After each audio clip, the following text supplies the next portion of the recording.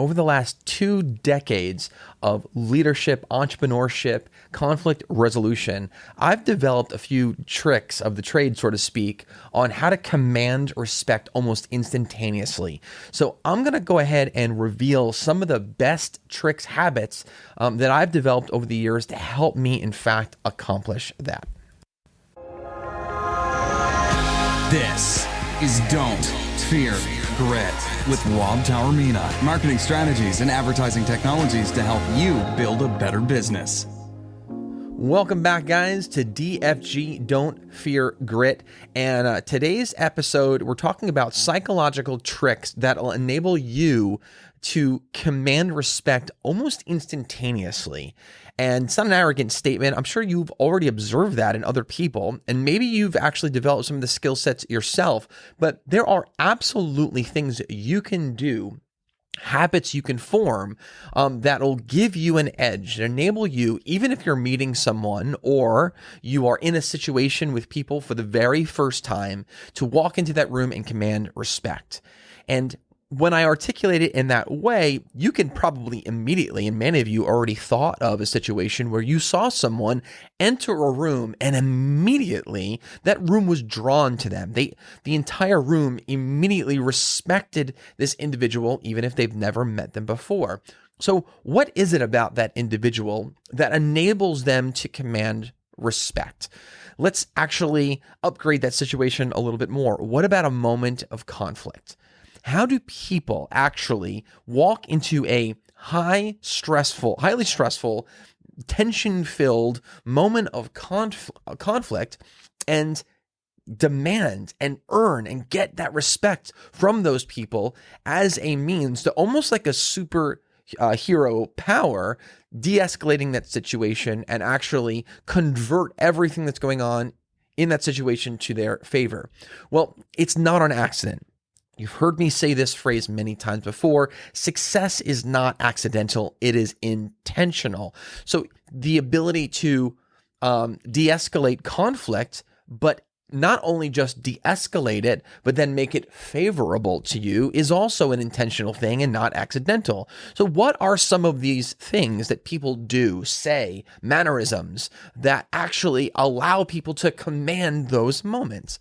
Well, over the years, I've developed some sort of tricks myself, and whether it be things that I've observed in other people, and I was like, wow, that was an incredible move, or that was an incredible line, or the ability, what that person did. It's amazing what resulted, because then I paid attention to it and I noticed the trends. I'm like, wow, every single time that this person did this, it resulted in this. So I made note of that. And then I would start to apply it to my own life. And then I noticed some things that I would do that would result in me being able to earn respect from people around me. And then the more you do that, and the more that you are intentionally paying attention to how people respond to various situations, that sort of then arms you with the ability to enter situations with more confidence, because now you're armed with sort of like the toolbox, the conflict resolution toolbox that you can just refer to and dip into to be able to, like I just said, I know I'm repeating myself here, but it's important, resolve conflict. But the point of this conversation today is resolve conflict favorably for you, where you then are earning their respect, because that's a big deal that can result in some really positive things for you, for your life and for various situations. Now, when I say conflict, I don't want you to confuse that and limit it to only conflict meaning physical conflict, right? There are physical angry moments, and I'm not just referring to that, although these will work for those situations, but I'm actually talking about, and if you're an entrepreneur, you definitely are living this every single day, there are moments where there are conflict, differences of opinion, either between you and your staff and your clients, or you and your clients, you and another vendor, you and another competitor. And all of these moments, really, if you properly position yourself, you can actually handle all of those moments where you're not just de-escalating, but you're creating now a favorable environment for yourself. So I'm going to discuss today 4 psychological tricks, really habits. I don't like the word tricks sort of has a negative connotation, but habits that'll enable you to really command that room and get people to respect you almost instantaneously. And the first one that I wanted to address here is to be kind. Not be kind, be calm. To be calm. I can't stress enough. Be calm in situations where most people show fear. I want that to sort of like resonate a little bit. Be calm. Now, I'm starting this with number 1 because this is really your first go-to in these moments. You have to remain a level of calmness, because the opposite of calm, which is this sort of frantic, reactionary approach, doesn't just de-escalate anyone's emotions around you. But if the emotions are high from everyone around, you could accomplish really 2 big things within seconds. Number 1, you can de-escalate a moment within seconds. Number 2, you can command the attention of everyone within seconds by doing that. And a great additional sort of sub tip here. So I guess psychological habit number 1 is be calm in situations where everyone else shows fear, is in the moment where now it's your turn to respond. Don't say anything for 2 or 3 seconds. More than that is a little obnoxious, but that 2 or 3 second moment of silence is an extraordinary power that you can add to that particular moment. And what it's going to do is solve the problem that I just outlined. Number 1, if you are calm and then you wait 2 or 3 seconds for your response, by default, you are zeroing everyone in to the moment that you're about to command. You've just de-escalated the volume of the response, and everyone now is focusing in on what it is that you are about to say. How are you going to respond? That is actually going to control in that moment how everyone else is going to continue to respond.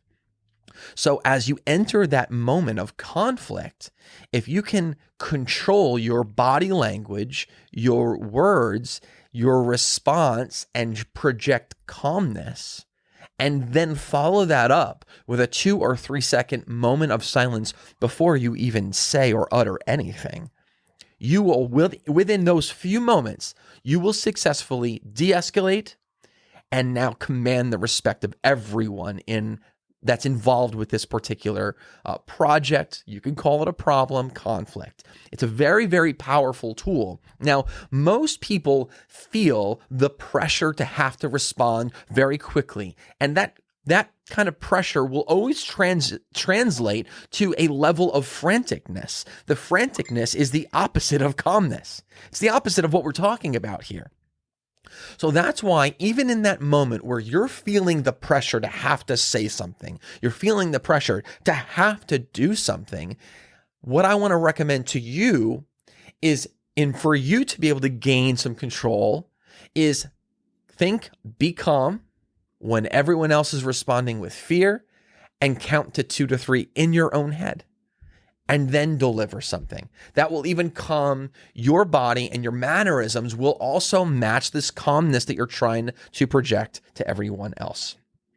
The next thing we're going to talk about here is to hold eye contact during conflict, but not always.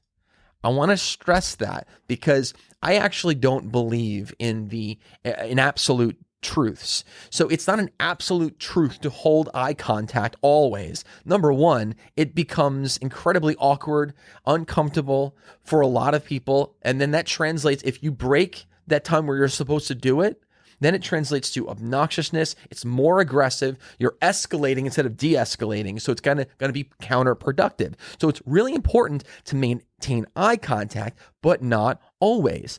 There's a couple rules of thumb here to keep in mind based on what your objective, right? So if you got to understand this. If you're holding eye contact while the other person is also holding eye contact, that's going to create more conflict. So if you break, though, if two people are holding eye contact and then you break that eye contact momentarily by looking down, it's going to de-escalate it. So keep that in mind. If your goal is to immediately de-escalate, that is one technique that you can apply to do that. Another thing, if you want to show that you are not intimidated, right? So maybe you're in a moment where you are feeling the best result here is you don't want, let's see here.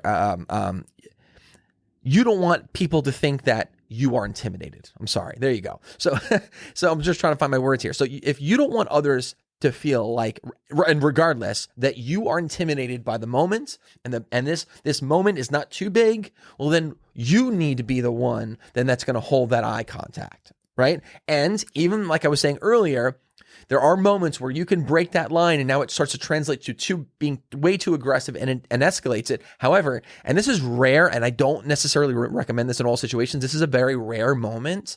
But if you really are confident and you do not want anyone to think in this moment that you are intimidated at all, well, then you wait for the other person to break away. And then that last person who's left sort of standing, in this case, looking, is the person that's going to be projected as someone who is absolutely not intimidated. And the other thing that you can do where you want to, and this is sort of my favorite one, but if you want to de-escalate without showing any levels of fear or discomfort, then what you want to do is you start by looking, right, and holding that stare, but instead of breaking down, what you're going to do is you're going to break to the side. Do you understand that? So one way is, remember, you can look at the person and you're really establishing yourself as someone that should be respected, but you want to de-escalate it. So the first thing, that immediate level of de-escalation, is to look down. Now that sends a very, very clear message to the other person that maybe they're also are still in charge a little bit, right? But you're offering something peaceful and you're looking to look down and be like, but I get it, you're still in charge. That can de-escalate it and it still gives authority to the other individual. But let's say you don't necessarily want to communicate that you're giving authority to this other individual, but you still do want to de-escalate it without any level of fear. Well, what you could do is you instead of looking down, so you're going to make eye contact, all you're going to do is you're going to look to the left or you're going to look to the right. And then you can come back. So when you're looking to the left or the right, either you can be finding something to sort of focus on or shifting it to someone else. That is now still maintaining your level of confidence and authority in that moment, but it's also offering them physically, it's telling them you don't want to be aggressive, you do want to de-escalate, so you're going to look to the side. Does that make sense to you, a lot of you guys? The next thing that you guys are going to do here, this is, again, one of these psychological tricks in order to be able to command respect from the people around you. And if you're like hearing what I'm saying and you're getting it and you're like, oh man, this is really, really registering, do me a favor and send me a message by liking. If you're watching this on YouTube or somewhere else, do me a favor, like it. If you haven't already subscribed to the show and you're more of a podcaster, that's awesome. Love my podcast. It's my biggest community, actually. And do me a favor, subscribe to the show and share it to one person who you feel like might find value from here. But the next trick that I want to get into is don't let others dictate where your attention goes. Now, you can make people crave your attention by being selective with it. Does that make sense? In these moments where maybe you've got a hostile situation and you need to de-escalate it, but now you need to actually translate the authority to you. In these moments, the other person who is also trying to do this, what they're going to do is they're going to try to control your attention. They're going to try to control what you say, control where you look, control what you do, control who's involved, right? It's a power struggle in this moment. Now, you have to take under consideration the first things that we just discussed. So while doing that, you also cannot let these individuals around you to command where your attention goes. If you do that, you're going to lose respect by default of the fact that Number one, no one really might know that you exist. They don't know that you're actually part of the conversation. And why I say those two things, let's say you're in a crowded room, a bunch of leaders, and there's discussion there. You're going to get lost in the crowd unless you can actually now project yourself a little bit and now control where that attention goes. Don't let other people necessarily always dictate and control where your attention goes. Now, there are certain things that you could do to make people crave your attention. Eyes are a big thing. The way that you articulate words, like the tonality of your words and the words themselves that you use, you can actually present yourself in such a way that the people in that situation are craving your attention. They're going to crave what it is that you have to say. And that is one way that you can now control where the attention goes. The last thing, and this is a hard one for a lot of people, but a super powerful one once you realize the value in this.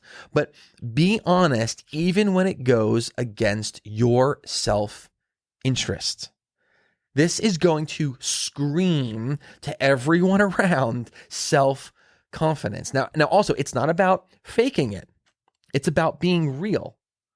You want to cultivate a genuinely strong, deep internal confidence. Building an unshakable confidence will project around you, resulting in getting more people to respect you practically instantaneously. So all of that leads us to the most important part of this is for you to genuinely be confident in yourself. To genuinely be confident in your ability, be genuinely confident in your authority as well. If you don't have confidence internally, it's never going to project externally. So it's going to be very difficult for you to actually maintain a level of calmness and authority. It's going to be very difficult for you to be able to look at someone in the eyes and project confidence and authority to that person. It's going to also be very, very difficult for the people observing this moment to see you as the person who's in charge, as you with the person who has true authority in this moment. The person who's able to receive all of that attention is that person who has tremendous internal self-confidence. That's one of those traits of people that walk into the room and you ever wonder, why is it that everyone is gravitating towards them? Well, one big piece of that puzzle is the internal confidence that they are already walking into that room with. And that's something that you have to build and cultivate for yourself. Because if you could do that and then master these 4 techniques that we just outlined, this is really that perfect recipe for success in these moments where now you are going to be able to command the respect of people around you, even if you've never met them before. Now you can imagine how valuable this would be. Now earlier I said in moments where it could be you and your staff, teaching your staff with the clients, you moments with your clients, what about competitors? There's lots of moments with competitors. Or how about seminars, conventions, workshops that you're attending that other people are attending too, that are not just opportunities for you to learn, but opportunities for you to network. This is an incredible networking sort of habit that you can form that allow you to get more value in those networking moments. This is incredibly important, and I want to encourage and motivate all you guys to pursue this a little bit more. So if you've had that aha moment as we've been having this conversation today, well, that's your trigger, or should be your trigger, to look a little bit deeper, dive a little bit deeper on this subject and develop those habits for yourself, because it's a game changer. It really is a game changer because there's a lot of money left on the table. For example, back to the networking opportunities. There's a lot of business and leadership and motivational and influential opportunities out there if you can properly develop these skills. Guys, I hope you love the show.